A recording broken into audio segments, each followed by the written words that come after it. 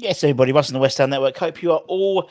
Oh God, my eyes look really red, don't they? Hope you're all safe and well. If you're around here, give it a like, give it a comment, give it a subscribe. Happy Saturday. Happy Saturday. Hope everyone is safe and well. Just thought I'd jump on. Really. I've had my Chinese. It's really, you've had your second lot of Chinese because obviously the first lot, you get hungry again.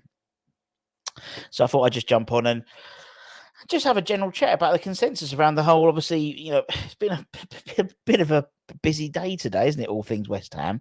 Obviously we woke up with the news that it's happened. It happened. That Declan Rice is now officially an Arsenal player. Be interested to get your views on that in terms of how the announcement was. I think I felt a bit let down, I'll be honest, about how the announcement was on his side, really, but we'll come to that. I'm sure we'll get some opinions about that. And then we play Perth Glory in an 8-goal thriller. So that's 2 pre-season games and 10 goals scored. So it was interesting. There's been a lot of interest in terms of how we've set up as well. It's sort of 3-5-2 or 3-4-1-2. Maybe we'll have a look at that a bit later on and see what we can see where the gaps are. But the work needs to start now, doesn't it? The proper work starts now. I think there was a bit of apprehension in terms of obviously buying anyone until the contract had been officially signed. And it's not this. I don't necessarily think personally that it's the £33.3 million that's come in the bank today. But it's the guarantee of the other 66.6 or 66.7 million that comes in as well. So I think it's a bit of both, really. So hopefully that starts our sort of transfer window really now. Do you know what I mean? So Anyway, see, we've got a chat. Oh yes, hope you're well. What's good, fella? Not much. We've just secured the 7th most expensive. We just sold the 7th most expensive player in the world ever. Not bad. I thought not too shabby for that. Really, just got to start now. We have to start developing the next one off the production line. Are you happy, Hammer? I hope you're well. God, that's horrible seeing the Rice. It is, isn't it? It is.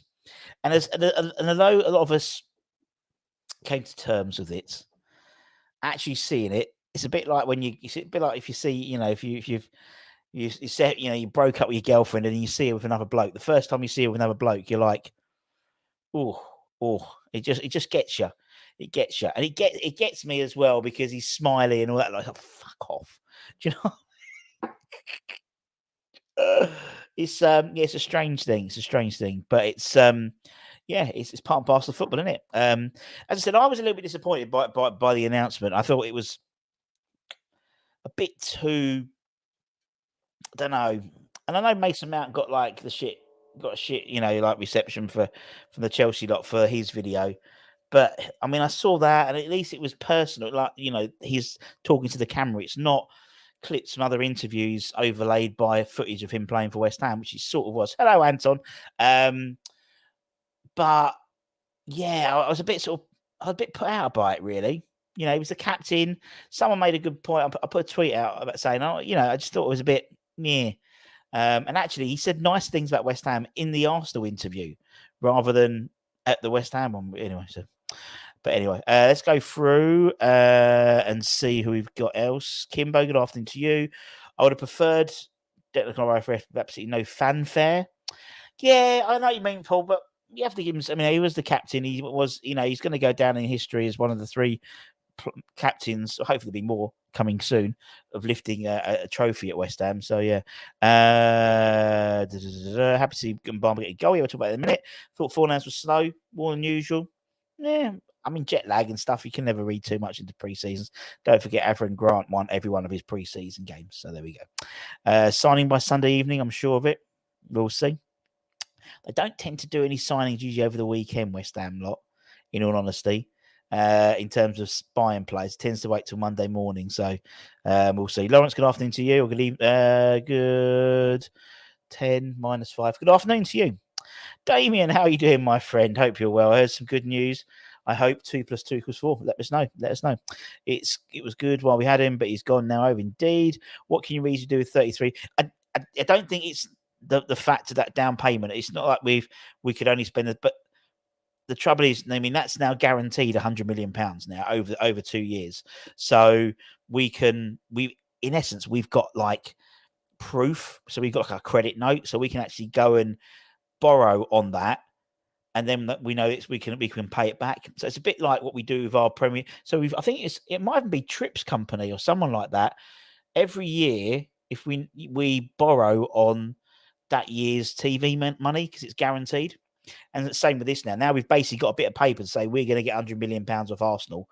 If not, we'll sue them if they don't pay to these payment terms. So we can then go to a bank and get that £100 million back. That's the way it usually works, mate. So it's not actually that 33.3 million. Although for that, you probably would get Alves, to be honest, from Ajax.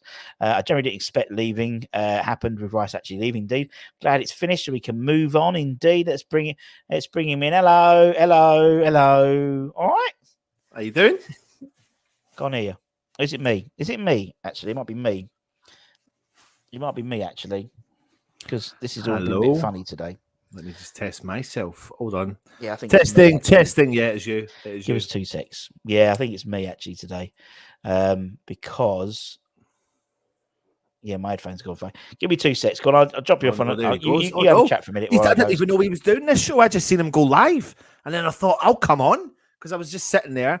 It's been Mila's birthday today or yesterday, and we had a party for her. And I thought it's gone live, and I can sit. And I thought I'll jump on and see what's happening. So, I've been listening to Russ in the background and hearing the whole situation with Declan Rice. And it's always going to be a tough one to swallow, 100%. Like, I don't know how people wouldn't find that one tough to swallow, but it definitely is a tough one to swallow. Can you hear me now? Yeah, it's my fault. Yeah. I had it on mute.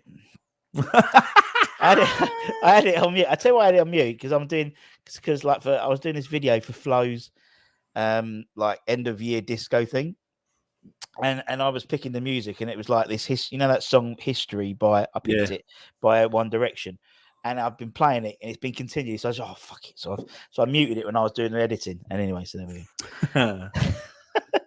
And he's gone, mate. He's gone. It's official. He's done. Who's gone? Who's gone? Gone. It's it. He's out of our lives now. That's it. Done. Well, done. I think we need to just a few little conversations about it. Although, can I just say so? Let me just say so. It's fucked. It did fuck up my birthday present to you. But then I got you the tickets anyway for the Paolo Di Canio night. But yeah. If anyone wants a Canning Town Len Declan Rice print, let me know. Lift in the. Oh no! I might get it signed and keep it in my. Do you know what? Right. Listen, when it comes to I put a very simple tweet out. I've finally got my own personal Twitter again. I used to have it years ago. I deleted it. Have not had it for years, and I decided to get my own one. And I noticed that you can't tag Declan Rice on Instagram. Nah, I didn't know if that was new. Nah, he's always. I think there's a few players who block it. So obviously, players have today tagged them. So Carlton Cole's tagged them. Marlon players can. I think they have to be verified. I think you have to be verified. Got you. So I just put a little tweet out and I just said thanks for the memories and a picture of Freddie with Declan Rice. And that's all I put. And that's, I feel really, seeing that video today, I knew it would cut deep to a certain extent.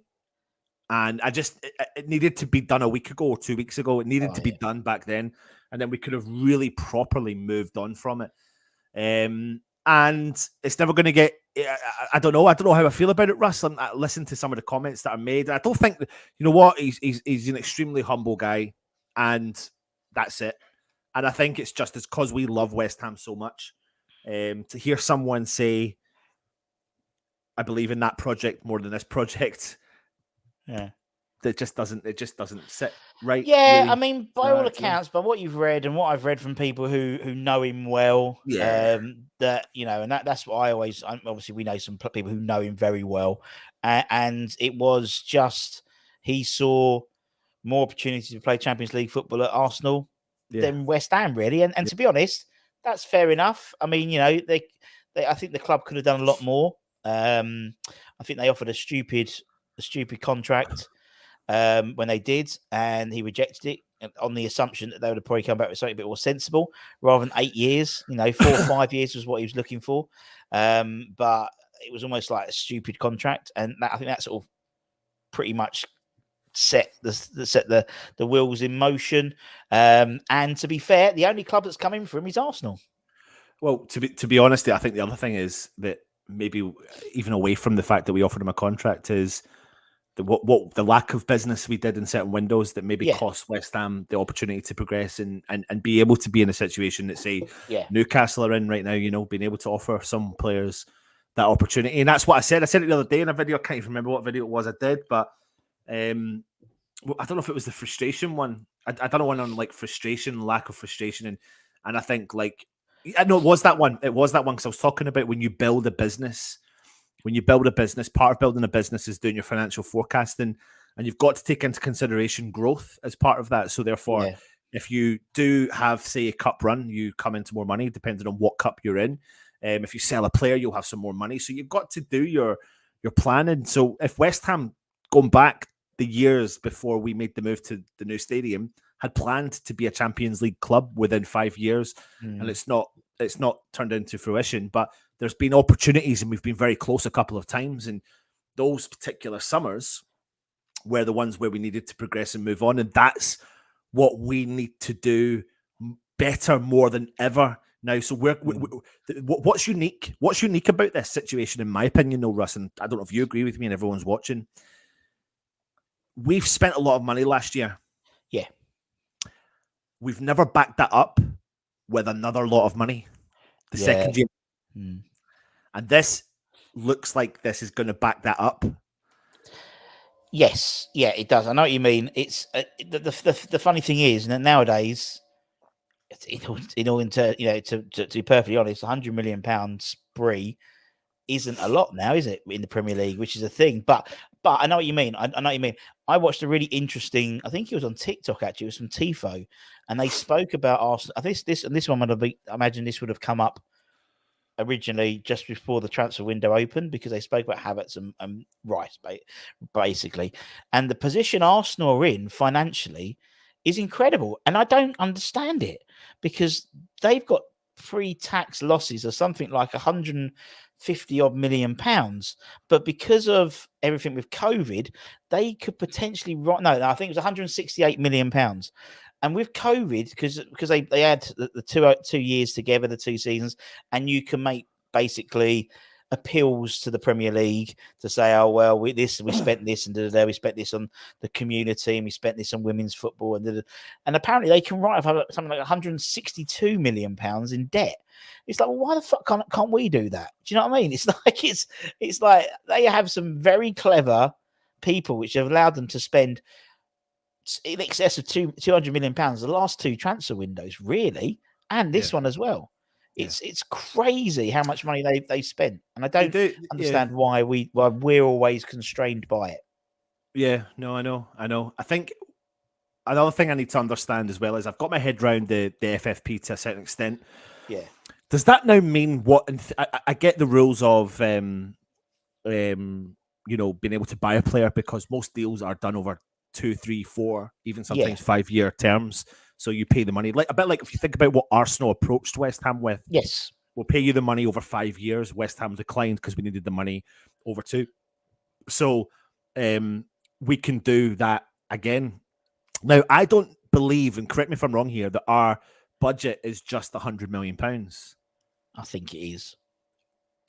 See, I was on the understanding that the 100 million sale was clout, basically, to allow you then to go and spend. I don't think it's like for like. I think Newcastle's situation is board like for like. I know it's going off in the chat just now because Luke was asking a question about. I think there was a comment made from Eddie Howe saying, we're literally restricted, and I think the problem they've got is I don't think they have major assets to sell. Yeah, based on the fact is they've got a massive, this massive potential, but actually they can't spend that much because they are constrained by FFP because of the losses they've had because obviously they were so badly run under Ashley. They had lots of losses which he basically wrote off himself. So they're in a really bad. So yes, you will not see Newcastle splashing the cash on hundreds of millions of pounds a player because they can't afford to, because they next year could be a flash in the pan. They may have one Champions League game that's, in terms of group stages, 30, 40 million pounds, I think, or 50 million pounds in the group stages. They might then drop into the Europa League or whatever, or not qualify for anything at all. And they might not even get into Europe the following year. So they're really, really, they have to be really, really stringent with what they spend. So hence why, they only wanted to spend 25 million on Harvey Barnes, for example. You think someone with billions and billions and billions and billions, one of the richest men in the world, go from 25, and it sounds pocket change for him, from 25 million to 35 million. It's pocket change, but they can't do it. They cannot do it. And that's what I'm saying. I think for me, that the whole thing about Declan Rice thing, I generally think it's basically we can then, because obviously with that 100 million, in essence, that's profit at the moment. And obviously we'll spend that, so we'll be neutral. So I don't think we'll be spending any more. So I, from my understanding, I think we have got more, but for us to enter the market, the more wasn't sufficient enough to be a transfer window. So, for example, let's just say we had 25 million. Yeah. We're not going to get business done for 25 million and what we need. So I reckon I'll have a little bit more. It'll make the difference of maybe one extra player than what we would hope for really at that point. But you know what? In terms of Declan Rice, thank you very much. Disappointed, but it's done. It's going to be, we have to prepare for the following in the pit. It's going to be rammed down our throats every single weekend because we know he's going to go ahead and play really well. We know that. That doesn't mean that Arsenal are going to play really well, but that means he is going to play really well. He's never really going to be the scapegoat for the issues that potentially come Arsenal's way. So I don't wish Arsenal the best at all. I wish Declan Rice the best for his international career.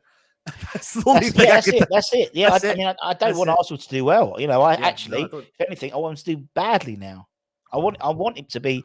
I don't wish. I wish he stays fit. To be honest, England is something I'd barely take an interest in during the group. The only reason I'd look at the England games was to make sure he wasn't injured. In all honesty. So that's fine. Fair enough. Off you go. Do stuff for England. He will be England captain one day. And as I said, the ironic thing was his interview with Arsenal. He was more that was his leaving interview. I seen your thing. It really fucked me off because actually, and I think someone put it, he's happy. He was happy enough. And this is not a rant about Declan, but it's a rant about how he left. It's all PR led, all corporate led. It was all montages, and people say, he put something on his Instagram. He didn't. He basically it was copy and pasted. There's no just like talking at the camera saying, "Look, guys, thanks for the memories." I'm moving to. That's all it needed. And people say I didn't want it, but I wanted it. I wanted this, because he was the captain. I think we needed it. Yeah, and we didn't get it. We didn't get that closure, and actually, it's probably made it more horrible because. I go back and watch that Ruben Neves thing, and Ruben Neves is going to Saudi Arabia for the money. He's not going for the project. He's not going for footballing reasons. He's going because he can earn more money there, and he's gonna go on the gravy train. Generational wealth, And still, that leaving speech, considering Dec's been there for 10 years, he made me cry. Yeah, it was so emotional, and I've got hay fever, so I'm not crying. But it was so emotional, and actually, and I know Mason Mount got dug out for his one, but at least he did it. For someone who lives his life on social media, I think he played it really wrong. I think he played it really wrong. I think he could have done it in a more classier way than an open letter. It's quite funny because I was talking to my dad a lot over the since the deal's been going on, and my dad initially was like, "Listen, wish him all." But that's old school, wish him all the best. You don't, not necessarily Arsenal, but wish him all the best. We'll follow his career, all that sort of stuff. And as things were getting closer, and the longer it was taking, my dad was like, "Nah, you can wish him all the best in his international career." And he says, "You just know it's going to be rammed down your throat with this Arsenal top and blah blah blah." But listen, Russ, it's done. What West Ham fans need is for us to bounce back with a very good signing. We need something immediate. We need a body in quickly like this. Like I thought, do you know what? If Freddie Potts' signature came on the back of Declan Rice rather than pre-Declan Rice, I'm not saying that would have been the be all and end all, but then you would have had a trajectory of positivity moving forward. Maybe, yeah. You know, like, because then people would start thinking in your head, look at the sort of player that Freddie Potts is, look at the style of play he is. There's an element of Rice-ish about him. You know what I mean? And then so there you go. There's a youth player. We've signed him down. We see the belief in him. Devon scores today.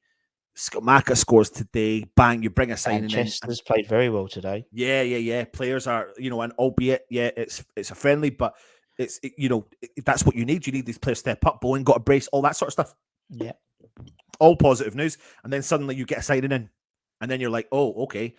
But one of these signings that needs to come in needs to be quite statement.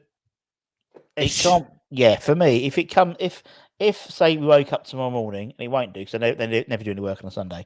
If you woke up tomorrow morning and we'd signed Dennis Zakaria on loan, that would be so underwhelming. Yeah, it'd be underwhelming. But do you know what I mean? That's the type of thing that's the type of, if that was one of, if we'd signed, if we'd gone out and bought, I don't know. I mean, not even, I don't think we buy Harvey Barnes or whatever, or something like that, and say Harvey Barnes and I don't know, I'm just pulling names out of a hat, and Amrabat. Yeah. Just as do the old fashioned double signing, bosh, and then Dennis Zakaria comes in on or straight away, or even Amrabat and Zakaria. It's something you need, something like that. You need a 1-2 just to get people on the right trajectory. At the moment we've, it's not, until the last couple of pre-seasons have been all right, cast games, but we've lost Paul Nevin. We've obviously lost Warburton, we've lost Lanzini, we've lost Declan, I forgot his name, Declan Rice. We've lost the young lad as well, the other Divine, the 15-year-old. He's gone. He's left now. Yeah, he's left, and Okaflex, but we need something. We need something now. And it needs to be pretty statement mindset, like you said, like just bringing a couple. Bring a couple in quickly, but it's not quickly because they should have done their due diligence already, and I think they have. I'm trusting that they have, Russ. I am absolutely putting my full blown faith in Tim. I'm putting my full blown faith in the fact that they've done their homework, and they're going to move quickly. They have to move quickly, because what I don't want to go on is that we're now doing this next week again, and we've not signed anyone. By next week, we need to have minimum one, but best case scenario, 2 in the door, and also not making that mistake, Russ, about when we had Pellegrini and we signed all those players. It's not just about the quantity; it's about the quality. So as long as they're going by their what's the word I'm looking for? What they've done, like making sure they're not just bringing in it's quality over quantity. 100%, 100%. Yeah, definitely. And I think, we've known this is gonna we've known this is gonna happen for the last, probably the last 6 months or so, and I think the timing's interesting. I think the timing, the team we're in Australia at the moment as well. Something sort of a bit funny about the timing as well. It's it just seems, they could have been, like I said, could have been last week, could have been the week before, and if they're grabbing, they weren't grabbing around for 33 million quid or whatever. It's ridiculous if they were doing that. But it just all seems a bit too set up, in terms of the timing and stuff. And I would hope, and as you said, the assumption was he was going. We know he was going. Everything was okay. So we're assuming we're putting the faith behind the new technical director, Nobes. We put in terms of the transfer committee with Moyes and Rob Newman, who we assume is still working there. We haven't heard anything contrary to that, although apparently, they are potentially working on a severance package for him. So, you'd have hoped that all this is happening, and then green light, go. And it was like literally yesterday we had so many updates from our preferred list, or whatever the list is, or whatever the shit is. We had so many. We had to do 2 shows because it's literally, we did one, and then 3 hours later I looked at it, there was another 15 stories again. It went crazy yesterday. Yeah. So there's gonna be, I think there's a lot of clubs know we've got £100 million. Well, a guaranteed £100 million. We haven't got it, but I don't think that's a problem because we've got a bit of paper to say we've got £100 million. So that's a bit different. So you would have hoped that things are starting to move. Yeah, I think they will. I've got the faith in the fact that we will move in the market to bring the best quality players in the door. I wouldn't be surprised if it's part of me believes that there'll be a player that's not even mentioned yet, and then part of me thinks there will be a player that we've mentioned yet because we mentioned a shitload of players, but that's what we've been linked to. But essentially, the squad needs it. Yeah, there you go. The squad needs a massive injection of youth and quality. So yeah, I no doubts at all. We're doing things in the right direction. Let's just get it done. The Max Cornet thing. I had a bit of a theory. I'm not looking into it too much, if I'm being brutally honest. For me, it's a bit self-explanatory without having any inside knowledge. Having such a rare condition, long flight. Weird. Yeah, it's a bit weird. I mean, would you have risked Scamacca having just come back from a knee injury? I suppose, but he's recovered from his knee injury. I mean, he was it was a bit more recovery, wasn't it? I think they knew what his was. That was the issue, really, the difference between his and Corney's. Listen, I'm putting two and two together, coming up with my own answer. I'm not saying it. I'm just sitting there and I'm thinking rare condition, long-term flight. You know what? Go and do your work. Australia is a whole new ball game than flying to the Ivory Coast. Yeah. Like, no matter what anybody says, you're talking about 24 hours door to door, if not more than that, door to door. And flying to his homeland is not going to be nowhere near that. So I'm not concerned about that, but that's going to be a positive for us moving forward. I do think Moyes, Russ, I really do believe at the start of the season, Moyes is going to play differently. It's whether or not it's going to work for West Ham. And if it doesn't work, he will then resort back. And if he does resort back, that's when West Ham will move. Yeah, I think, I mean, obviously, we've had now 2 games where he's played 2 up front, where he's played Ings and Scamacca up front. And obviously he's played 3 at the back, and he's sort of done a 5, or it's a 4 and a 1, so so there is definitely, that 2 up front. And, I mean, and then again, you can't judge too much by pre-season, but 2 games and 10 goals, and something we've lacked all season, last season, was goals. Yeah. And as and so regardless of the opposition, it's about scoring goals and getting into a rhythm and getting into a habit of scoring. That's what we need to. That's what we need to do. Well, Russ, our hand has been forced though, because we relied so heavily on Declan Rice doing the job he did. Yeah, we don't have that reliance anymore. So what we need to do is put the trust in the defense.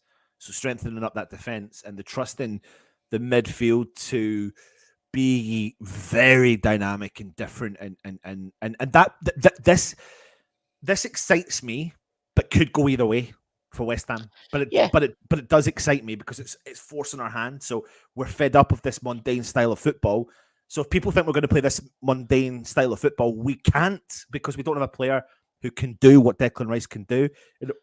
In order to do what Declan Rice can do, what we're saying and what the world is saying is we need 2 players to do what Declan Rice can do. And if you do that, it still changes the style of play. So it forces our hand. And if you bring 2 players in who do what Declan Rice does, that means Souček drops out, probably because you're going to have Paqueta in the middle of the park. And that's where your mind starts to go, okay, that's different. That's different. And that is what's going to be...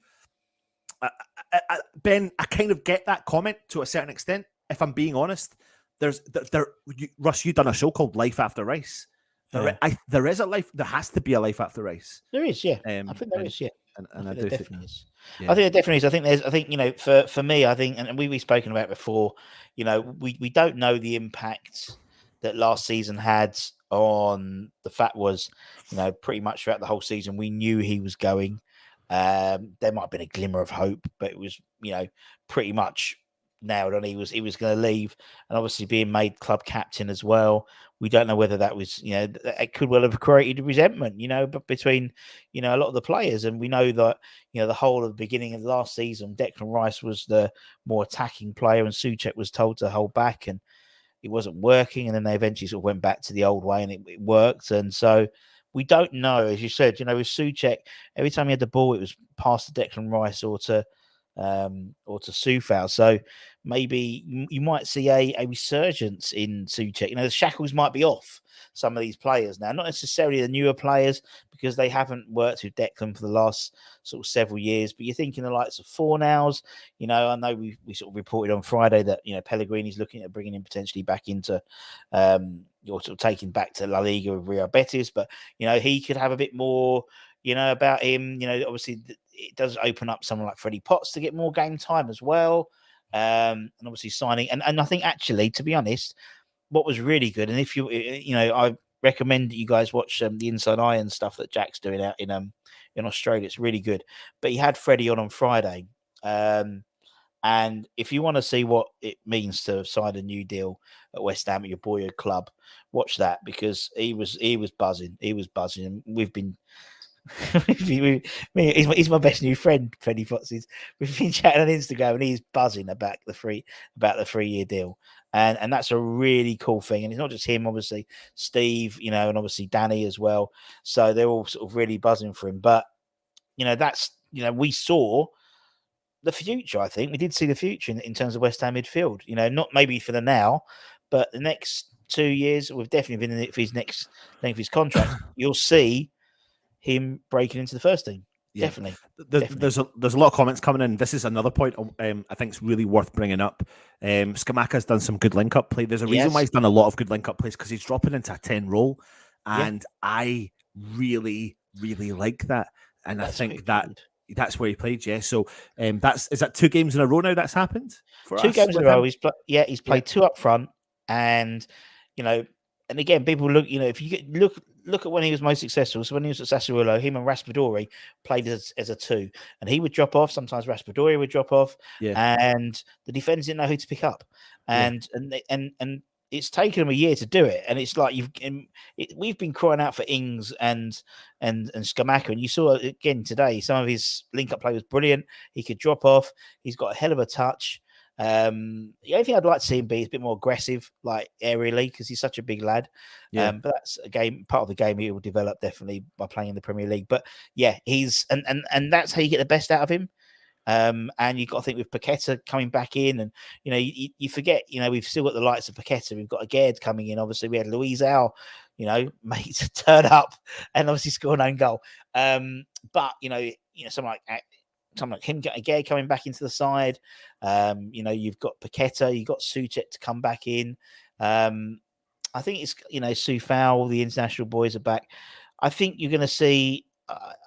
It just needs that, as you said. I think the players seem to have come to terms with it quite quickly. Not having Declan Rice there, but they wouldn't have had him anyway. To be honest, they've adapted to that because they've known.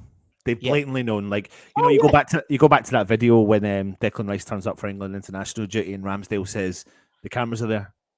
Yeah, like it's been known for a long time. It was like Everton yesterday, wasn't it? When they did the training video and so on. We got Johnny Evans coming in soon, and they put it out, and then obviously everyone picked up on it, and then they had to put it down. So it's like but you're totally right. You're totally right, man. It's Happy Emirates asked with Areola. Areola is in international, so he's part of the international team, so he's not back just yet. So don't worry. I wouldn't worry about that. I think Moyes clearly stated in his press conference, without being rude, that this tour he only committed to the tour because they had to. If Moyes had full control, they would have been at St Andrews again. Trust me on that, and then would have gone somewhere like Portugal or Spain. He would never. They would have done. They carried on the rest of it because they're playing Leverkusen and Rennes, aren't they? So they carried on that. But totally. He hates it. He hates the ones that. And it was a pre-COVID thing, wasn't it? Yeah, and he hates it. But we have to do it. It's just part and parcel of it. It's crap, but we do have to do it. But it's great for the fans there. I said that the other night. It's an amazing watching. Yeah. Like I underestimated watching the players train close up and realizing it's a really cool thing to do, and an exciting thing to do. So I'm so glad that I know someone actually that's there that went to the game today, that went to all the official West Ham. We've got all the guys. We've got Alan Dunn, one of our things. He went to the games as well. So Yeah, I mean, it's great. It's great. You know, it's a great opportunity for fans who are the other side of the world. You know, just to see their players. You know, see their fans, and it's like. And I wouldn't worry then. And I wouldn't worry about the fact that you're not seeing Paquetá, Gerrards, and Areola, because Moyes did say, I think there's only 8 senior players out there.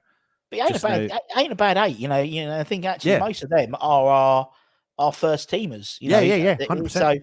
So I was thinking about it the other day. I was thinking, you think all the internationals, but you think about it, still a good 60-70% of our first team are out there now, which is what we want. We want them to get the reps in their legs, and then obviously when they come back, the likes of Gerd, Paquetá, they'll be back in the fold as well.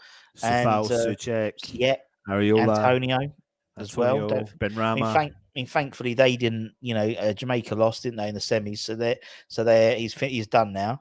Otherwise, I think the Gold Cup final's not till next week, or it might be tomorrow, or something like that. But anyway, he's done because obviously they lost, so that's good for him. I was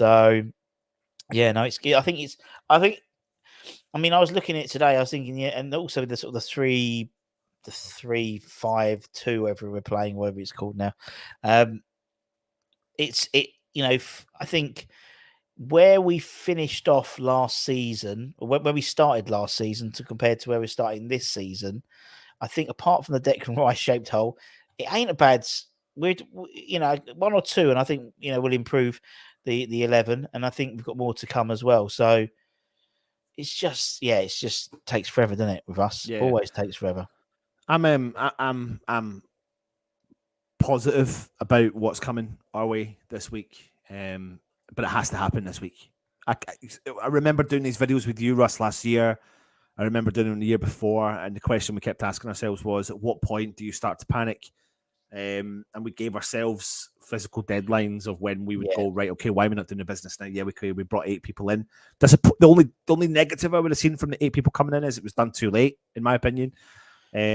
But the way that football's worked this year, the fact that we played the Europa Conference League final meant we were delayed coming out and coming into the summer. So we're already thinking about the Premier League starting, because it starts, is it a month today? Something like that? Like it's...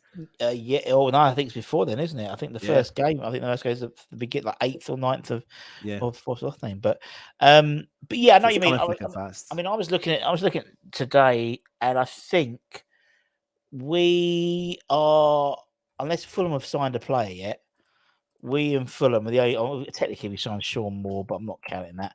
I think we're the only side not to have signed anyone yet, and Fulham. Well, I think Fulham are waiting to see what's happening with them, Boss, and Mitrovic. Like there's quite a lot going on. They haven't signed. They haven't sold anyone yet. Bought anyone. They've sold a few, and obviously Mitrovic and Polino as well. And what I read this afternoon that they're looking at maybe reducing their sort of demands on what they're going to get in for Polino, because no one's sniffing for them at all, and they want to move him on to reinvest. So it's just frustrating when you see lots of Villa. Villa are making massive strides at the moment.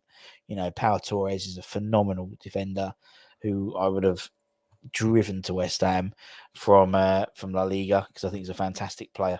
But we'll see, innit? We've obviously missed Jonathan Tarr's release clause date. That passed on Thursday, I think. So we won't get him for a guaranteed 15 million now if we go back in for him. We might still get him for that, but it's not guaranteed now. It's just it just all little. We just need something, mate. We need something as a fan base, and would I even take the appointment of a really good coach for the time being, knowing that people are coming in? No, because I think that's a major concern, though. Paul Nevin was like Alan Irvine. Yeah, Alan Irvine was credited.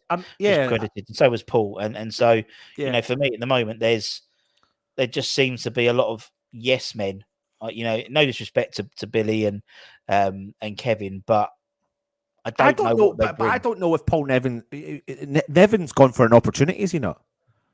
Nevin's gone to. Well, it hasn't officially been announced, but he's obviously going to go to Strasbourg as the assistant. as the assistant to Vieira. So and that's not, that's, you know, that's... It's not. No, I'm not saying it's a bad thing, but we need something because we've now got, you know, he was accredited for a lot of the good stuff that we did. Alan Irvine was accredited for a lot of good stuff we did. I mean, it doesn't seem to be a regular. But then, good point, someone made the other day, Moyes has only got 1 year contract. So why, you know, so if we're going to get another coaching, we're going to get a short-term coaching, surely. Yeah, but also, though, equally, though, like, people were moaning about the... people would like to the Stuart Pearce situation, but he's never gone back into work after that. But if you take away Paul Nevin going for an opportunity for a progressive route, assistant manager, Stuart Pearce leaving, and he's never taken up another job since. Mark Warburton, I'm not massively, you know, I was never enamored by it anyway. But without, you know, the minute he came in my head, I went, he's not long term anyway because he's a manager and he's admitted that. Yeah. So that's fine. So really the biggest one was going to be Alan Irvine, really, for me. And Billy McKinlay seems to be loved around the players. I've seen some of the embraces that have taken place on the social media stuff that West Ham put out, etc. I think that you're right, though, mate. Yeah, I'm not seeing it as a concern to the level everyone else is. My concern is now, as long as Tim, Moyes, Marky Boy, I'm so glad Marky Boy's there. Holy shit, man, I'm so glad Marky Boy's there, because when he was announced, they spoke about bridging the gap. Yeah. And he is absolutely bridging that gap. There's no ifs or buts about it. Oh no, and even more so. I mean, that's, you know, when the announcement comes up about Mark Phillips's position, obviously he's now going to be taking up a position with, well, they're still negotiating terms and what his actual job is, but he's now, obviously he was assistant 18s coach. He's going to be now Mark Noble's assistant. So assistant, whether they're going to call it pathway director or something like that. For me, that's massive because you've got now two voices, and both Marks have got big voices at West Ham and well-respected voices at West Ham, particularly with obviously Mark Phillips. You know, obviously he credited, you know, a lot. He was name checked by whoever wrote Declan Rice's open letter. Definitely not Declan Rice. And he was credited for, you know, as and he was, you know, I've seen Mark show me, you know, the shirts that Dex signed him a lovely shirt. So at the end of the season said, thanks for all the help or something like that. And I was like, well, there's Declan Rice to Arsenal confirmed, because he signed him a shirt to say, basically, I'm off, see you later. That's a huge thing for me, because I think that's great. That's the pathway. And we've got, you know, the signs are there. You know, you got Tim, who's very much about bringing through youth players, whether they're in the academy already or bringing in younger players and developing them. So it's just the coaching, as I said. I think, and actually, in another way, you want, I don't know, I'm sort of my own worst enemy sometimes, but sometimes you want coaches to be ambitious and want to better themselves. You don't want them to stay being defensive coach at West Ham. You want them to have the, you know, you want them to be performing well and to be tapped up by Strasbourg and to be tapped up by, you know, I mean, Piercy was just a glamour thing. He didn't really do anything, but, you know, and that's great. And if it means we get in Gary O'Neill, for example, and then Gary O'Neill then decides, or a job comes in for him, and they approach him to be the new manager, well, that means we're picking the right people because they're being headhunted. It's just, we need someone in now, and it's going to be interesting to see if it's a German Bundesliga coach. That will basically show that Tim's got his fingers and pies all over it. You know, it's not, if say Steve Round does come in from Arsenal, that's just another Moisey, mate. That's another Moisey friend, you know. So I want someone who's going to come in and basically shake it up a little bit. Yeah. It's funny because we're all talking about Moyes living on borrowed time. Yeah. I wouldn't. Part of me is like, yeah, I see that, but I don't. That's not a good way to build. It's not a good way to build. I would hope that if they've given Moyes, like, yeah, you're the boss. Like, well, they just give him. I don't agree. I'm not saying you're saying this, but I don't agree with like trying to make his job worse. No, like, true. Do you know what? You have given us glory, something we've never seen in our lifetime. So therefore, we'll back you to the guns, and go and prove everyone wrong again. Go and prove everyone wrong again. So it's funny. here's the scenario. We speak year in and year out about Moyes. Oh, Moyes done this with Everton. Moyes done that with Everton. Moyes done this with Everton. Moyes done that with Everton. In the short time he's been at West Ham, he's done more in 3 years at West Ham than he's done in his whole life at Everton of 10 years. Yeah. So I'm not trying to make this a whole kind of Moyes, blah, blah, blah. But the point of the matter is he has. So we're sticking with him. So we need to back him. We can't go there, just back him to the hills, man. That's what we've got to do. If he's not there, then don't. But you can't make half decisions on the basis of the fact that you think he might be gone by December or even by the summer. That's not a way to run the club. But then again, Russ, we've said this many times. We're talking about a unique ownership of West Ham, so maybe they do run it like that, and maybe that is the way they're going to run it. That's what I said. As soon as he said, sort of, I'm staying. It's okay. Well, great. Okay. Well, to be honest, as much as I don't know, 60%, 70% of the fan base wouldn't like it. Offer him, he should have been offered a new contract then. Because for me, at the moment, slightly different now with Tim being there, but at the moment, if he's on a 1-year deal, so to speak, and he runs out at the end of the summer, there's no. We're going to be in the same position as we are next year, because even more so, because Ogbonna would have left, Cresswell would have left, Fabianski would have left, Sufel may have left as well next season. Actually, he's got 1 more year, but he might leave because he'll be out of contract. Might be a pre-season, contract with a foreign-based club. So, all those conversations that we could have had, that we had now in terms of in terms of out of contracts, we're going to have next year. And actually, Moyes has now got it all set up for this year now. So that's what worries me a bit is if he then decides, but do you know how much I'm just trying to say that there's no reason for him to think about buying an Alex Scott for 3 years' time at the moment, because at the moment he doesn't, he's only got this 1 year in his mind. He might leave, he might be told, right, we're not going to renew your contract next year, and he's out in his arse. But if he has a good season, he'll be wanted by another side coming in. So it's all about his season for him.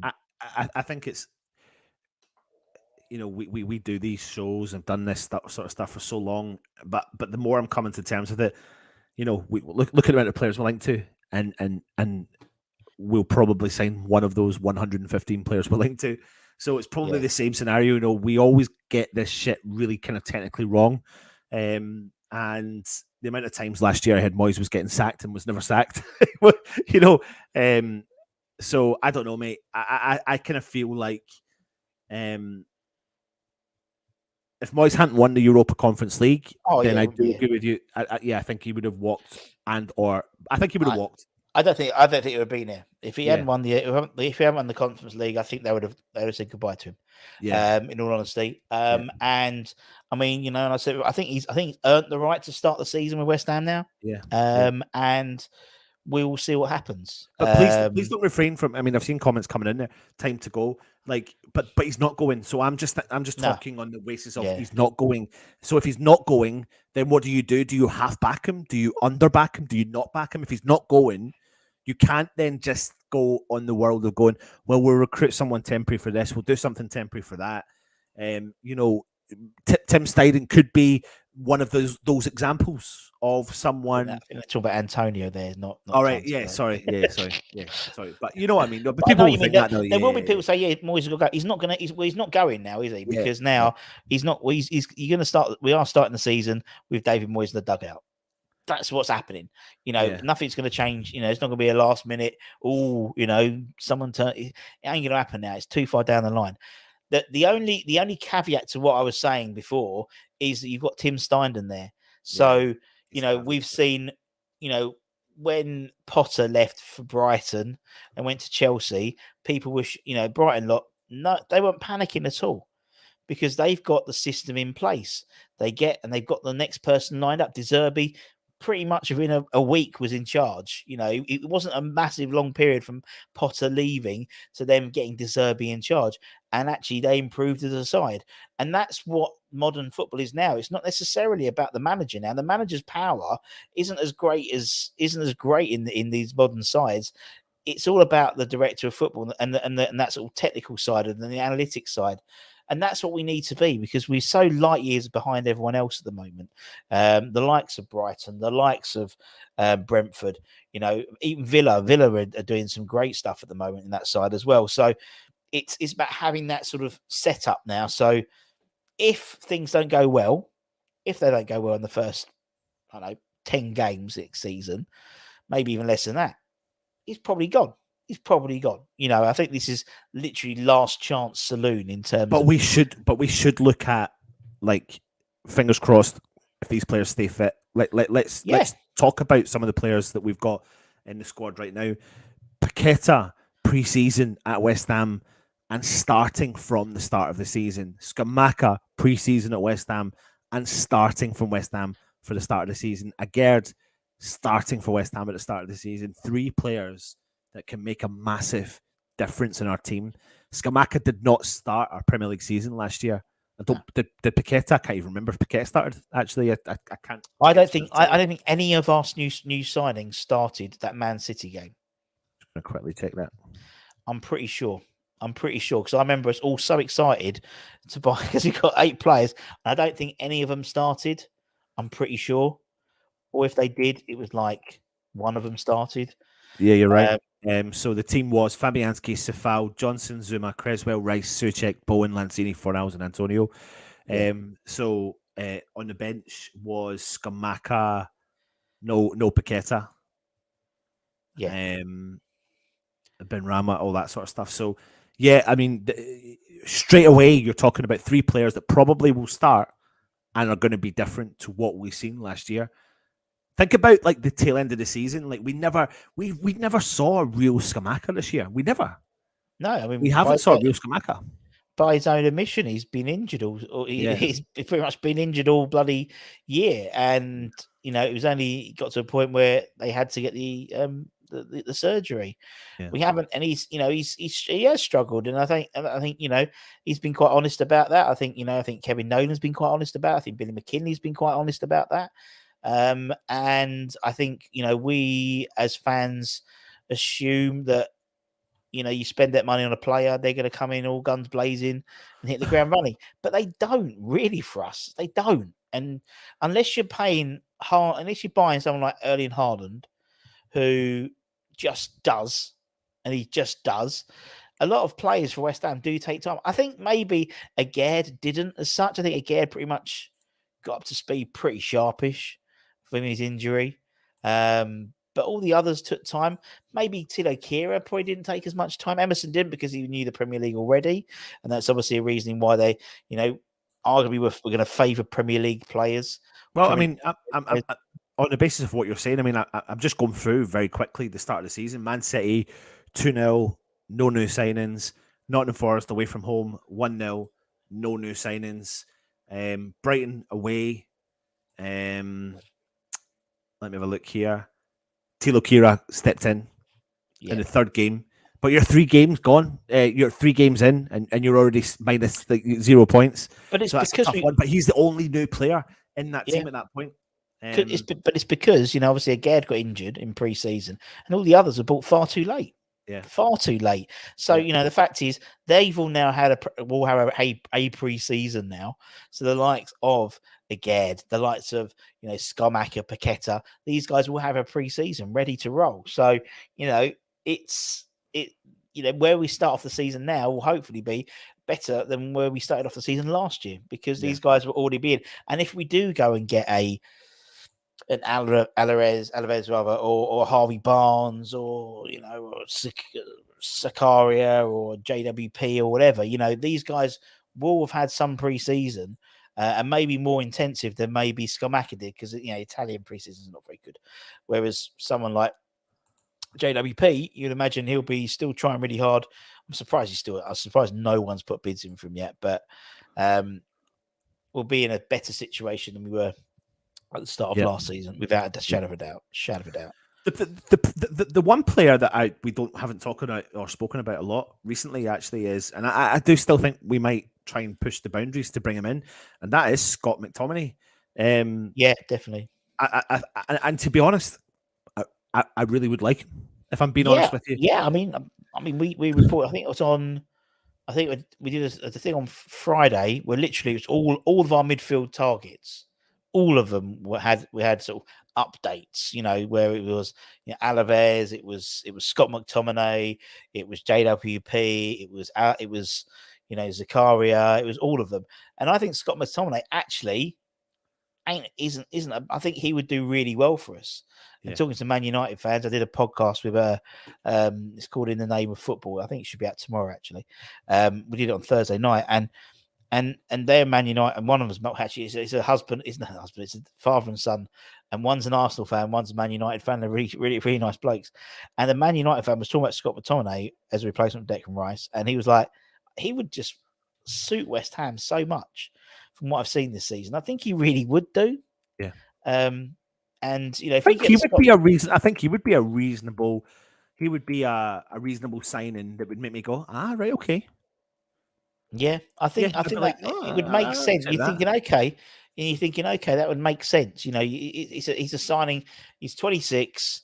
He's obviously Scottish international. I think if you got the Scott McTominay who plays for Scotland, rather than necessarily the Scott McTominay that plays for Man United, I think you would get the Scottish version because he would be in a, he would be more of the main man really there, where Man United he's competing with the likes of Fernandes, he's competing with the likes of Casemiro. I think he would come in as a bit more prestige, so to speak. You know what I'm trying to say? He's had a little bit more, less in the shadows of others. I think he would do a really good job, and obviously the Moyes Scottish connection with Billy there as well, that helps. I think he would be a good shout, great shout. Yeah. I think he's someone that would, listen. There's one particular player that I think would be amazing for us to actually go in and get, and that would be Onana from Everton. I would really, we've had a strong interest in him in the past.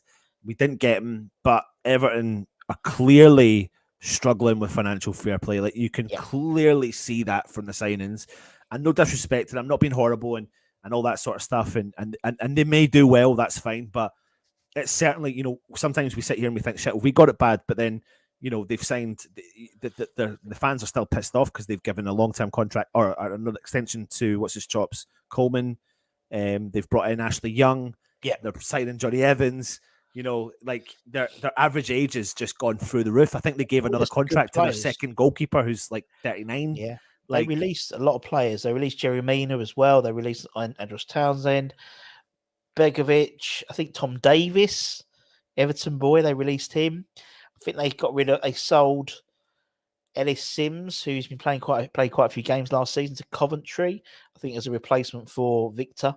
They sold some other lad to Chelsea, Samuel Smith, who's like a young prospect, and they brought in Ashley Young. So as you said, a lot of young players out the door, and they bring in someone who's 37, Ashley Young, 38, something like that. Yeah. It's they are really, really struggling. Yeah, really struggling. And so I think it's Onana's someone I really, really want. I thought he played really well against us in the what I called the Sean Dyche derby. It was obviously whoever lost got Sean Dyche as the manager. And obviously Dyche don't fancy him. He dropped him. I just also want to say, though, as much as he's their asset, he's one of their assets, but the reason why is that they face legal action, and it's a multi-million-pound legal action for the breaches of financial fair play. Yeah. So they are like they're at the worst side of the FFP, and they need to bring in money. They need to bring that money in. So whether that's going to be via Onana or, I heard a link last week about us linked to Iwobi, but that will be an element of him possibly want to come back to London, and possibly his agents trying to see what the situation is. Orchestrate a move, and knowing West Ham are about to get 100-odd million quid and all that sort of stuff. So there's going to be a lot of these players that are going to be trying to orchestrate it, and they need that. But really, essentially, I think the only player with them that West Ham are interested in would be Onana, because we've had a strong interest in them in the past. And again, I got a few pelters, but I know we were linked. We were looking at Damari Gray as well. He's another player we've been linked with from Everton. And the reason why I was like, I could see that because he's not going to cost the earth. He's left-sided. He's fucking rapid, and he used to play with Tim Stein by Leverkusen. So it's like, he would be one you wouldn't. He's not your marquee signing, but actually, if you're chasing a game in the same way that you'd want to throw Cornet in, throwing in fucking Gray, well, I tell you what, him go. Was it last year at the start of the season when we played Everton? He tore fucking Fallon Bowen a new one. Easy. And that's the thing. And that's what I was saying the other day. I was like, for me, we don't have great, like, backup options or plan B options. It's always a like for like. So at the moment, on the left-hand side, Ben Rama, what always happens is Ben Rama will be swapped off for Fornals. You've lost some skill. You've lost pace. By doing that, you've got some energy from Fornals, but it's not significantly different for me. Whereas if you took off Ben Rama or you move Ben Rama into a 10, and then you bring on Gray and you just pump balls left and pump balls right over the top, counter-attacking football, that to me is how you're going to change a game by doing something different. And I mean, I think they bought him for like 1.4 million, absolutely bargain because he was coming to the end of his contract. So, I thought, if we get, I don't know what it would be. He's 27, Jamaican international as well. So obviously he plays with, what's his chops, Antonio. So, it's for me, there's and people would turn their nose up to him. I wouldn't say he's going to be the marquee signing, but actually for our squad, I think he would really do a good job for us. But I agree. There's only 2 or 3 sellable assets there. Jordan Pickford will probably go. I can see him going to Tottenham if Mostan goes to. If the goalkeeper Andre Onana goes to Man United, then Inter Milan will buy Lloris, and then Pickford will probably go to Spurs. Yeah, and Randolph will go to Everton. Yeah, exactly. Tyler Adams is another player we're talking about a lot from Leeds. I think people might be slightly underwhelmed by him. However, I think there's a player in there. I really do think there's a player in there who comes with experience of playing in the Premier League.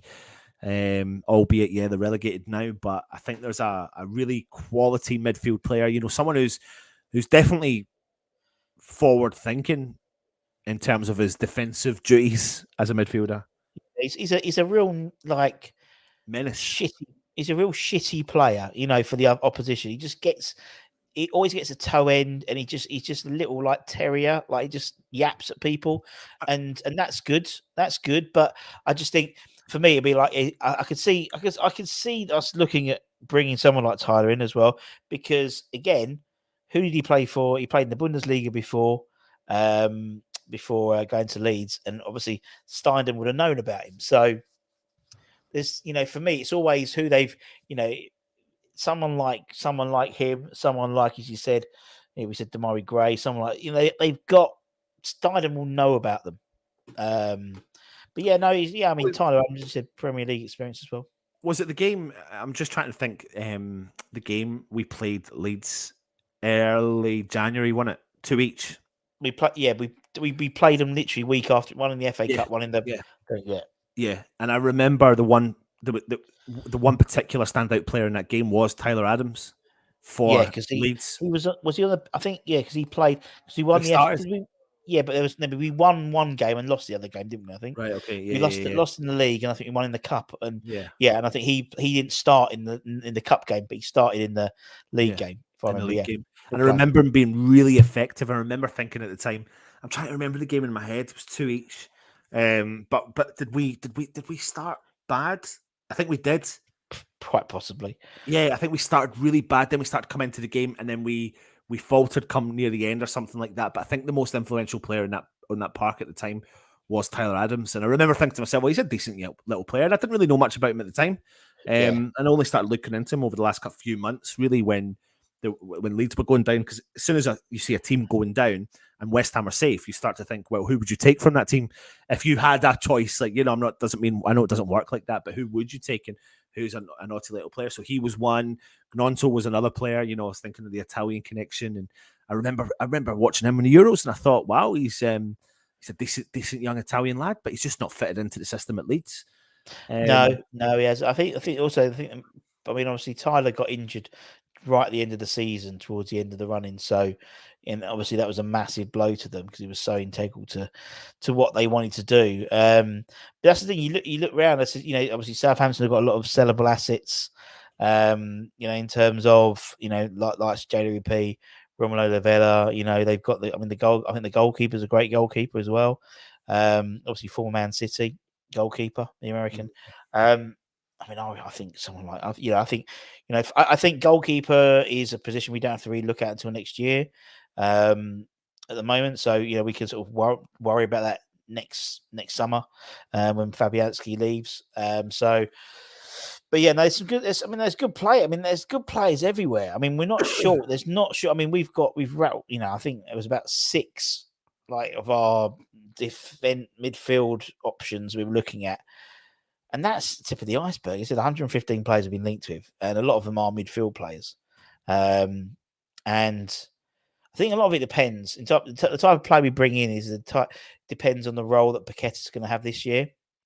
Because if Paqueta, in terms of the role Moyes puts him in, if Moyes puts him in a more attacking role, then obviously the likes of JWP wouldn't necessarily work. It'd be a more defensive, more of a CDM role to allow Paqueta to do the more forward stuff with the likes of Skamaka dropping off and then maybe an Ings or an Antonio, bowing on the right, left and the hand side. So, but if he wants him to play more integral, more as like a 6 or even like an 8 to some extent, then maybe you're looking at someone who's got a little bit more forward drive in their play. Someone like an Alex Scott, for example. But I think, as I said, someone like Amrabat, if we could get him, I think he'd be absolutely fucking mustard. Yeah. I'm just looking at Gnonto there. I didn't realise he was only on 20k a week. Who is? Gnonto. Wilfred Gnonto, yeah. Yeah. 20k a week. He's only young. He's 19. Yeah. He's 19. And I think, he's great. He's a great player. I really want... We were linked with him last summer, and I was really like, this is the guy I want because this is Antonio Mark II. Yeah, Skamaka and him, Yeah. Exactly. It'd be absolutely amazing. And it's just we didn't get him there. He's obviously, but then the thing is, no one else has put a bid in for him. Yeah.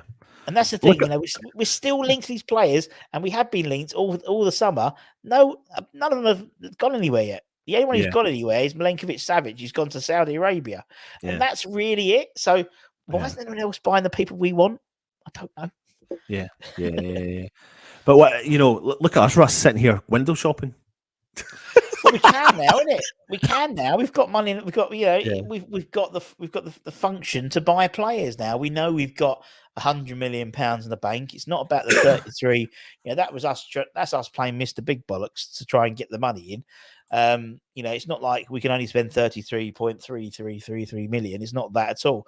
It's now we've got £100 million, guaranteed on a bit of paper from Arsenal, so we can go and get the loan off the back of that, so we can get the money in to invest it. So, but it just needs literally Monday. We play Spurs Tuesday, don't we? Tuesday morning, but I think Monday we need something. Obviously, the only difficult thing is Moyes is in Australia at the moment. So in terms of signing players and things like that. At that point, though, you would have surely to fucking God the work's been done. Yeah. So you would expect that, anticipation that Rice will go, therefore immediately start making those offers. Well, not immediately. I don't expect it today. And like you said, Russ, we won't expect it tomorrow because it's Sunday.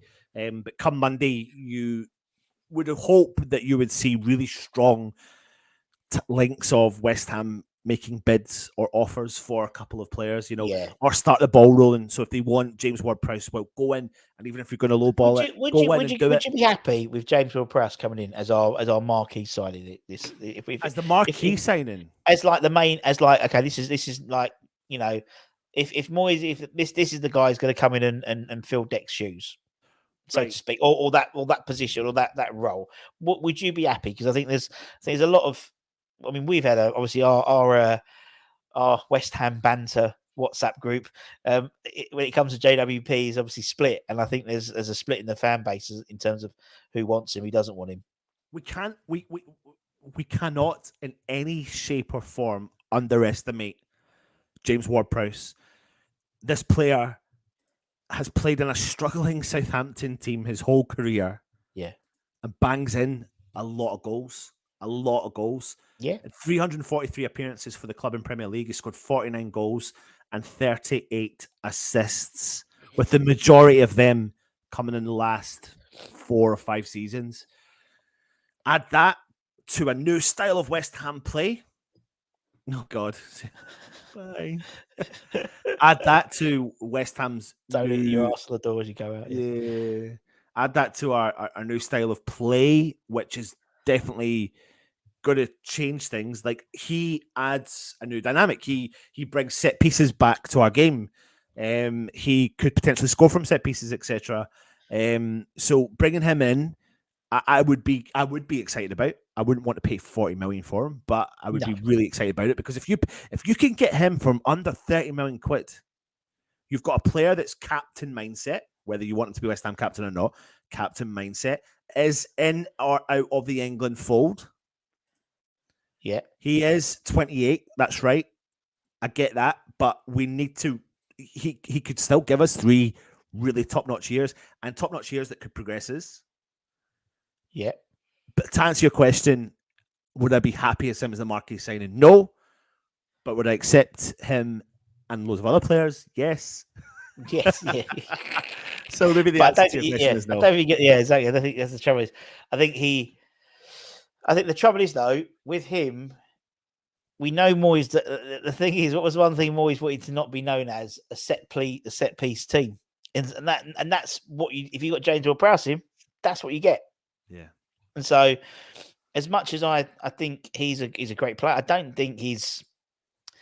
I think if you get JWP in, you would then need to get another central midfielder in, someone like an Alves or someone like who's a CDM by trade, who's not a wannabe number 8. He's an Amrabat is not a number. He literally just sits and breaks up play and gives and distributes the ball. You want someone like that alongside a JWP, because he hasn't got the physicality that Declan Rice had. He hasn't, but what he does have is a hell of a left foot, and he's one Premier League free kick goal away from beating David Beckham's all-time record. But yeah, I think there's. For me, I think there's probably he's probably the least one I'd want. So that's probably the one we'll get. Yeah. In all honesty, I don't think he's not necessarily the least one I get. I think sometimes when something stares you so fucking bare arse in the face, like sometimes we need to not over. There's so much emphasis on youth, and I get it. There's so much emphasis on West Ham trying to transform the style of play, and I get that. James Ward-Prowse doesn't bring what Declan Rice brings to West Ham, but James Ward-Prowse does bring goals and assists and the ability to create something from absolutely fucking nothing. And you want a player like that in your squad with a shitloads of Premier League experience. People may see it as a downgrade, but I tell you what, come the end of the season, if West Ham did all right and he scored a lot of goals, we'd be turning around and going, well, that's not a bad signing. Hindsight is a wonderful thing, and I think West Ham are right to go in at 20 mil, whether Southampton want it or not, because we've got nothing to lose. Yeah, I think we've got nothing to lose. And it's funny because obviously people, we were pissed off that Arsenal did it, but we do it all the time. So if they want 40 million and we offer them 20, that's 50% off what we offered. Arsenal offered us 30%, 70% of what we wanted, so it's sort of like it's how it works. I think with JWP, I think again, it's that my only concern is he's 28. He's already, everyone knows what a great their ball specialist is. Why has no one bought him before? That's the one thing. It's like, why has no one put a significant bid in for him? Why has been, I can't remember any rumblings of going to other clubs and stuff like that, which slightly sort of, I suppose it's how your team's set up, isn't it? If your team's set up to be, I'm not being funny, you got Skamaka at 6'5", you've got Souček at 6'4", you've got Zuma at 6'2", you've got Aged at 6'2", we've got some big boys there. I just don't think he's. I just don't think Moyes. I don't know. We don't know, do we? We're just all splitting hairs. There's so many good players out there. There's one thing this season, this transfer window, is we're not short of midfielders. We haven't even spoken. I mean, like someone mentioned Conor Gallagher. We haven't spoken about him at all. I mean, I've said this for a long time. I remember I've always rated Conor Gallagher, but there was one particular video I seen of him in the England training camp, and he was fucking he was relentless. And he's got. I also take into consideration every time he's played West Ham, particularly when he played for Crystal Palace, he tore us a new one in both those games that we played him. He is a bright spark under the right boss, and he may be an option for Moisey, because I think Moisey could probably be the right manager for him. It's funny, Dan made a good point in the chat today. Like Dan's quite open and honest about his thoughts on David Moyes, etc. I'm going to try and read the comment out. It was quite a good comment actually. He said, "Where is it? Let me just get this for you. Where is it? I'll let you finding that? I think actually, the unfortunate thing with Conor Gallagher is, I think Poch is the right manager for him.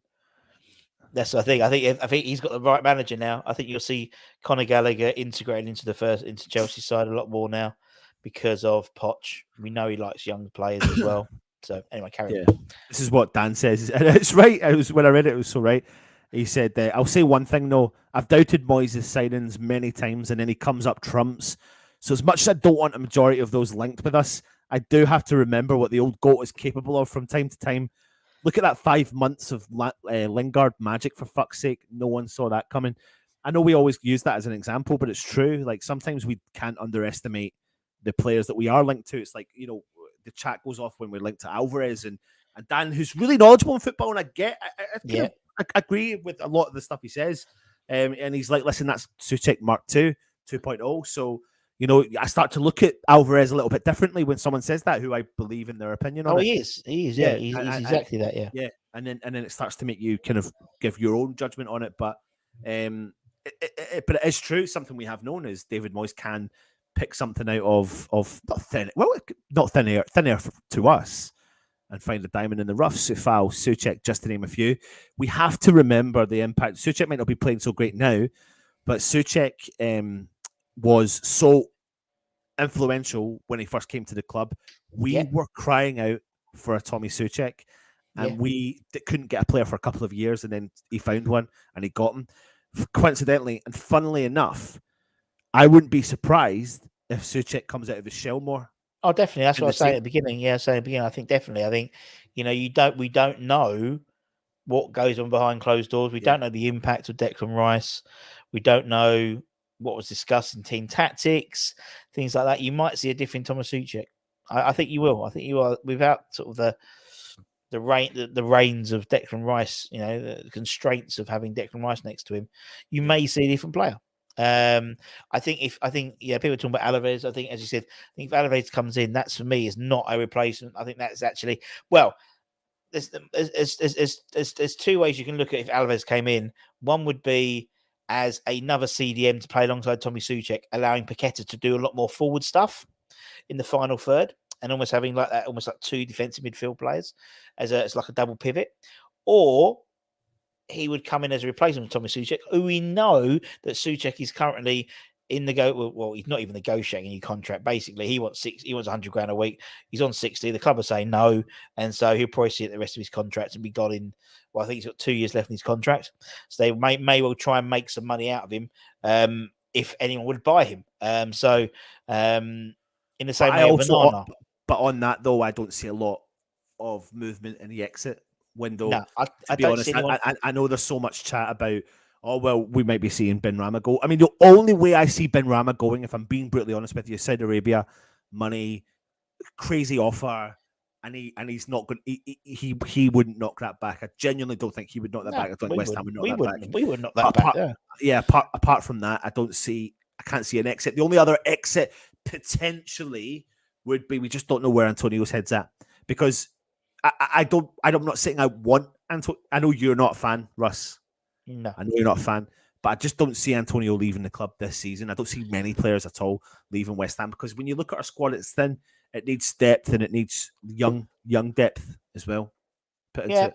Yeah, it does. I know what you mean. I think for me, I think I can see, as I said, every player's got a price. So, obviously they're negotiating for Bowen's deal at the moment. I think that will go through. So that'll be good for us. But I think every player has a price. I think if someone comes in with 20 million quid for Tommy Soucek, maybe 15, they're probably consider it. I don't think they would let him go 15. Not 15. The thing is, next thing is at the end of the next season, if he doesn't sign a new contract, at the end of next season he can sign a pre-contract and leave for nothing, which would happen. So it's one of those, it's the same thing with the Declan Rice situation. If he didn't have gone to Arsenal this year, then he'll probably have gone next year and for half the money, because he'll have a 1 year left in his contract.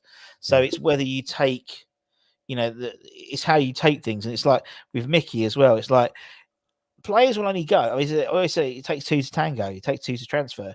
You need a side to want to buy you, and then the club wanting to sell you. And I think the club are always happy to listen to offers. They've said, if you want to buy Lucas Paqueta, it's £80 million. They haven't said he's not available. He's not for sale, but he's going to cost £80 million. That's a very sensible way of doing things, because also it saves you having to offer him another contract, those types of things, by saying he's not for sale, he's indispensable. So if a side comes in with, we talk about the Galatasaray thing, people say it's bollocks or whatever, but Galatasaray were linked with him. I could see Forest being linked with him, but unless someone pays the money, he ain't going nowhere. Same as Soucek, same as Ben Rama, same as Fornals. They're not going to go unless someone puts a bid in for him. The last time on this comment here, the last time we played in Australia on pre-season, we brought Stan Lazaridis back. Yeah, we did. And apparently we have been tipped off of an Australian player when we've been out there, so a Perth player. So yeah, we could be bringing back the next Lazaridis. Are Leicester not coming to us? Am I getting this wrong? Where are Leicester going on a pre-season tour? I thought they were. I know Tottenham are. I don't know. What do you think about Dan Chester's performance on the right? I thought Dan Chester played very well, particularly first half. I thought Dan was really good, and it's nice to see him get some game time, some serious game time. I thought he was really good. He obviously set up some goals, set up some shots. I thought he played really, really well. And in terms of need looking for playtime for kids coming through, I think that's the whole idea of. Obviously, this pre-season is a good opportunity for these kids to get some minutes. We know as of next week, when they come back from Oz, that the international first teams will be back. So for like the Leverkusen game, the Rennes game, we know the likelihood is that it'll be more. A lot of the first team will be integrated. But it's great. So yeah, I thought Swire played. He played well. To be honest, there was a comment up there. I'm trying to find it. Where is it? About the young players. Here we go. Lincoln says, kids could look good today. How many more boys use this season? If we are led to believe that things are going to slightly move in a different dynamic at West Ham, and he needs to move in a different dynamic, I don't see any, I see Mubama making a step up, and I think you'll see him a lot more, and that excites me. It does excite me, and he's been involved, whether it's involved in pre-season or Europa League or coming on at the end. This Mubama is extremely different to Okaflex. He's extremely different to Odebiku. He's extremely different to a lot of the young players we've had come through the ranks over the last few years. He even is different to Sonny Perkins, in my opinion. He is different to Sonny Perkins, and he genuinely looks like he has got that va-va-voom. I remember, do you know what? Pre-season last year, we played Rangers, and Divine started the game. And at the start of the game, I thought, not who's this geezer, but I was just like, who is he? Is he capable or not? And you can make your quick judgment when you look at when we went to the pre-season and watched them play. And when we were at the pre-season and we watched them play, the first immediate thing that was clear as mustard was Odebiku was not going to be at West Ham long term. No. That was so clear. It was so clear, Russ, and I can't explain it. He looked like a boy a young lad really struggling to settle and get into the vibe of the training game. You know, that's why I was really shocked when we got rid of Alessi, for example. I was really shocked because he looked like he was ready to rock and roll. But there was obviously something else about that. Yeah. And then the season before, it was Silva. Remember the lad who went across to Xander Silva. Xander Silva. But he got really ill, didn't he? He got really ill. Yeah. He really struggled. Like, he couldn't get in. He could not get into it. But when you look at Mobama, oh my God, man! And the reason absolutely capable. And the reason he's done that, and the reason he's the one who sort of looks like he's going to break through. There's two that are going to break through. Him and Freddie Potts will be integrated this next season, without shadow of a doubt. But the reason why Mbama is because he's physically developed. He's a big lad, and actually, that's the way we play. We don't play with, or we haven't until the last couple of games, and we have played with two up front. But he's physically very strong. You see him playing the 18s, and he just bullies defenders at that age already. So it's natural, and he can easily bully defenders. He's got the bulk about him. You talk about Odebeku, he didn't have the bulk. Talk about Silva, didn't have the bulk, and that's the issue with the current youth setup, is because until the age of 20, even the 21s, really, you're playing people in your same age group, and so you haven't got that. You know, playing against a random bloke is in terms of playing against you're an 18-year-old compared to playing against a 33-year-old defender. It's totally different physically. And obviously, there's a skill side as well. I mean, lots of these guys have got the skill, but they just haven't got the physical. I mean, you look at someone look in the 18s now. You've got Obama. He's big enough. Gideon probably is strong enough as well. But you look at someone like Patrick Kelly. He's no way physically strong enough yet. You look at someone like Marshall, not strong enough yet. Yeah, these guys are really good 18s. They'll play well for the 21s, but that step up, they haven't got the physicality, and that's what you don't get with the current setup. Yeah. That's the one thing I like to Pellegrini. He gave youth more than one game.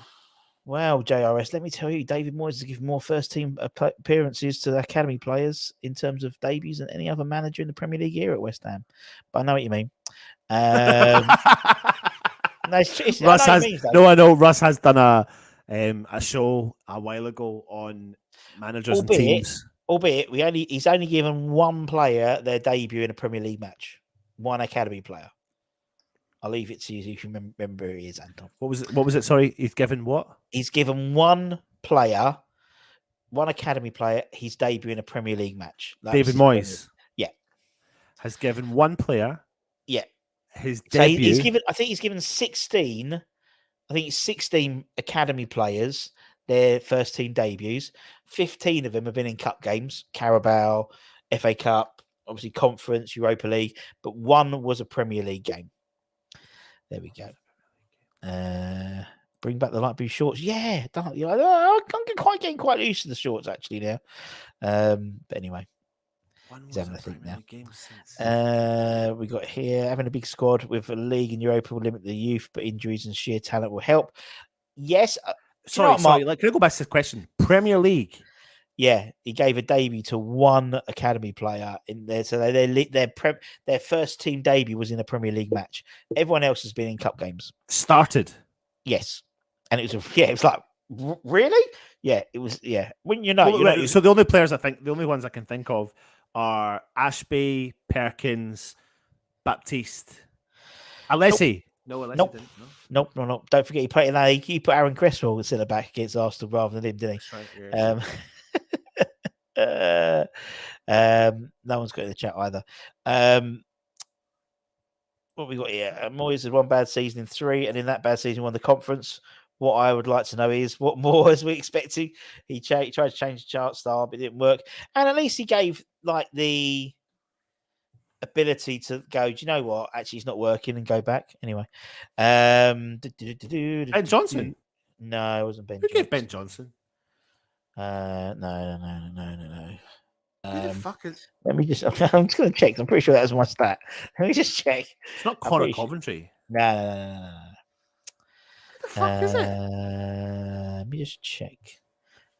Are you sure, Russ? Yeah, I'm 90. It wasn't Odebiku. No, I'm 93% sure. Oh fuck! He's given us that, and he's not 100% sure. I don't think he has, Russ. I'm challenging you on it. He has. One player. He's I think 16 players, and obviously he's had in the combined. Obviously there was two stints. 16 academy players he's given a first team debut for.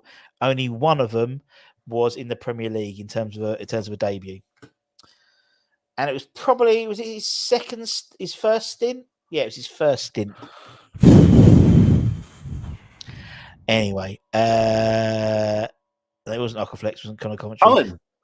No, it wasn't Josh Cullen. But yeah, so that's what I'm saying. So, but then the ability of having Europe and having these cup competitions means that's when you should do. Was it him? Was it Ngakia? Yeah, it was. Yeah, good point. Yeah, it's a good one. Against Liverpool at home when we lost 2-0. Yeah, well done. And they played. Who got that one? Who got that one? Whatever. Hammers Mikey. Well done. We'll set Hammers Mikey. You've won the competition. Well done. We'll sort something out. We'll get something sent to you. So, yeah. And actually, if you want, while we're here, if you want to be entered into our competitions, send us your email address. And we'll send you something. Send you a little present. If you want to be interested, we do obviously memorabilia draws every month, and think about becoming a member. Hit the join button down there, and you get automatically entered into all of our draws. We're going to do another. I was going to do another one next week for like another mid-June, July one with a signed football, because we can get rid of another one this week. So I'll get rid of them. Still got a few of them. What we got here? What I'd like to know is if West Ham do well this season, that would be 3 good seasons out of 4 of a major trophy to book. Moyes deserve a new contract. That's a good point, Eamon. That's the thing. We don't. Yeah, I mean, to be honest, I actually think he deserves. He needed, if he was going to be, as I said, if he was going to be given, like, he was staying, he should have been given a new contract, in my opinion. Not necessarily deserve. He does deserve it because he won a competition. He won, obviously, a trophy first time 43 years. But just for the longevity of it. But I know what you mean. Well done. Got a new member. New member, you see. Well done, Taylor Made Gaming. Thank you for joining us. Joining the West Ham Network Barmy Army. So Taylor Made Gaming will be entered into the prize draw. I'll put it Monday. We'll do my rumour roundup on Monday lunchtime. And we'll do another draw. We do at least one a month, so a couple of quid a month, and it's like a draw. It's like, that pays for your raffle ticket. We've signed. I mean, Narky's in the chat. Narky got his signed shirt. I can't remember who got the signed shirt. I need to go back and check. From the lot from July. I think it was. I need to check before I say who it is. But so we do that. Some signed memorabilia, signed programs, signed notebooks from West Ham players, and that type of thing. So. All to say thanks, and then also you get exclusive content in the new season as well. So like we do little podcasts and profiles and things like that. Love you guys, and I love the addition of the woman, or Holly, as you say, as we call her, Holly, not the woman. Yes, she's Holly is great fun, and although she might take a backward step around Christmas time. She might be a bit busy, as you know, she is with child, and she's a ninja warrior as well. She is a ninja warrior, and she was a finalist for Miss England. I think it says on her bio. She was telling me the other day. I don't know if that's true. See, Narky's got his shirt. What's that? Yeah, it's true. Huh? It's true. It's true. Does it say on her bio on her Twitter? She was telling me like the other day about it. I was like, really? Miss England? Yeah. Love it. But yes. So we're doing loads of stuff anyway. It's great. Thank you very much, Taylor Made Gaming. It's lovely. I think we're probably it's growing. I think we've done one tier. I think it's $2.99 a month. And it just helps support the channel, and it means that we can obviously get stuff so we can send it out to you guys. All that good stuff. Right. Well, I'm going to go in a minute, I think. Yeah, I think so. I'm definitely going to go because it's been a hectic couple of days. So, and we're probably going to be a hectic week ahead. There's already stuff coming. I mean, if you look online right now, I mean, literally type in West Ham, and you'll see the player we're linked to. Literally, everyone is reporting the player that we're going to go make a move for. Apparently, should we tell you who it is? JWP. No. Harry Maguire probably. Harry Maguire. Yeah. Everyone's reporting on it. West Ham about to make a move on Harry Maguire, but I don't know. Maybe see something in it, maybe not. Doesn't he doesn't massively excite me as it doesn't excite me. I'd rather Jonathan Tah. There you go. So. Yeah, I don't think it. I think it's one of those. I actually agree. Where is it? I just saw. Yeah, that's right. I agree with that. I agree with that. Yeah, I don't think. I think it's. I reckon we'll shock. I reckon it'll be out of the blue. You know, those are the best transfers, isn't it? Where he just. Tommy, if you haven't already, go back out and check. Tommy's late show last night. He did a great show. But Tommy, I'm growing potatoes out the back garden, mate, so I can send you some of them in the post. Yeah, they're not as but I remember some. I can't remember the lad's name. He sent me a whole box of potatoes, like literally about 100. You know, like the Irish crisps, potatoes, like 100, like it was like, but I only like salt and vinegar. Make some with cheese and onion. Anyway, pretty rude. Hold on a minute. Let's address this one. Damien, I've heard some news today that I think means we're in for someone. I said too. So if you don't want to tell us, then this is how you can tell us. There you go. Fire it to us. Yeah, go on then. Yeah, put your money where your mouth is, Damien. You're always. Damien. I love Damien. He's my biggest critic. But yeah, if you know it is, and then if you're right, we'll say Damien was right. We won't say who it is, but lots of people email. Yeah, see, let's put your money where your mouth is. Son. Yeah, go on, send it to us, mate. We will not say who it is, but if it comes, we'll say, and Damien was right. Yeah. And if it's not, then there we go. There we go. Good lad. Right, good lad. And it better not be Lingard. And Howard's just turned up an hour and a half into leaving. Oh my God, Kimberly's. Oh, don't get me going. Kimberly biscuits are amazing. Russie B, you'd love them. They do the plain or the chocolate covered Kimberly's. Oh, do you know? And listen, Tommy's coming over. Really? Did you know that? Did they let him over? He's coming over. I suppose if he goes to Belfast, he can fly over, and they won't check his passport. That's probably wise. That's probably coming over on the 20th of August. Oh, do you know what? I'm busy that day. Do you know what though, Tommy? Actually, do you know what? Actually, the first home game. He's over the first home game. Do you know what though? Do you know what? Mrs. Budden and Flo, they're in Portugal for 10 nights, and they fly out on the Friday of the first game of the season. Right. And yeah, you're not. You won't be at that one. No, that might be because I'm coming to stay with you. Oh yeah, because we've got the Watson, haven't we? When's the Di Canio night? That's September, isn't it? No, that's in September. Yeah. September. But I might, I might have a dinner guest who wants to take me out to dinner.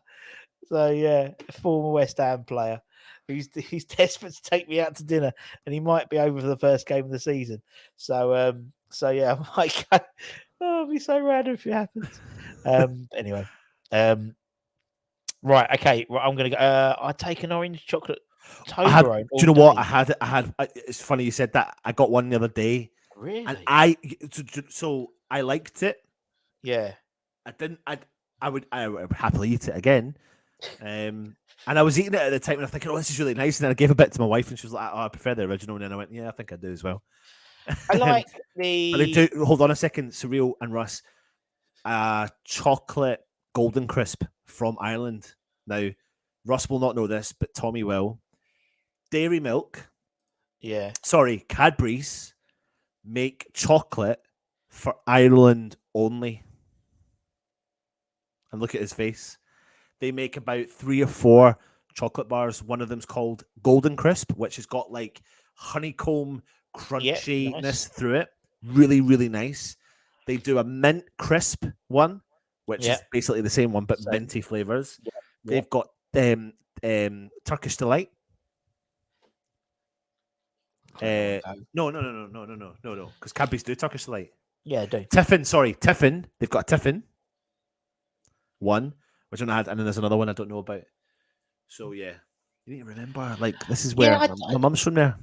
I don't like. Do you know what I use? Do you know what, it's always my go-to when I'm in America and stuff because American chocolate is so crap. And it's always I love it, and then don't get it over so often now. Crunch. I like a crunch. It's this chocolate bar with just like Rice Krispies in. And it's always my go-to in America because like everything else just so smells of sick. Yeah, like Hershey's and stuff. People are dropping off now because they're like, "What the fuck are you two talking about?" No, I don't know. This is the great content you're going to get if you're a member with our random podcast once every sort of couple of weeks. So we'll be doing these. Everyone's saying night now. Everyone will be cancelling their subscriptions. Have you had a Poundland knockoff Toblerone? Is that the one they created? They had to change the Toblerone things to make sure they didn't get into trouble. Anyway, guys, my nearest shop is 25 is open. Is 25 minutes drive. Sort it out. Well, what we do need to sort out is the fact that West Ham are going to be signing players hopefully this week. Yes. So please keep an eye on the channel because I'm assuming we'll be. I can only assume we're going to be busy reporting on West Ham making a bid, West Ham not getting, West Ham lowballing a player, West Ham signing someone, bringing in free transfers, you name it. It looks like we will be busy in here as well. Yeah. All right, then. I love teasers, but not more. Oh, see, Ludders has just left it. I like teasers, but not more teasers. Yeah. And on that bombshell, don't forget if you like what we do, like, comment, share, subscribe, all that good stuff. Will be a whole week. We'll have loads of stuff planned next week. Loads of content. Obviously, we play Spurs as well on the Tuesday. We will probably do a preview. And I'm trying to get an opposition fan on as well, just for a chat. A Spurs opposition fan to talk about the preseason. Have you got someone? Because I've got a couple. Yeah, but I want to get elite. Yeah, but who's elite? Well, we'll have a chat after and let's see who your elite is. It was James. I think it was you first, but we've committed to both of yous now. Yeah, so we'll get something out to you. So, where is he? He did. I think he did say it first, but we got it wrong. But we will, Mikey. We will send you something as well, mate. We'll send you both something. Yeah. And we'll get it sorted. Yeah, but James, you haven't sent us your address, so he has. No, he hasn't. Oh, it's date now. He just realised he hasn't sent his address. Oh well, there we go. I didn't press refresh. Anyway. Okay. All right, then. Right. We're going to go. Like, comment, share the good stuff, and have a lovely day. Have a lovely Sunday. It's almost Sunday now, and we'll see you Monday. Much love. Bye. Bye.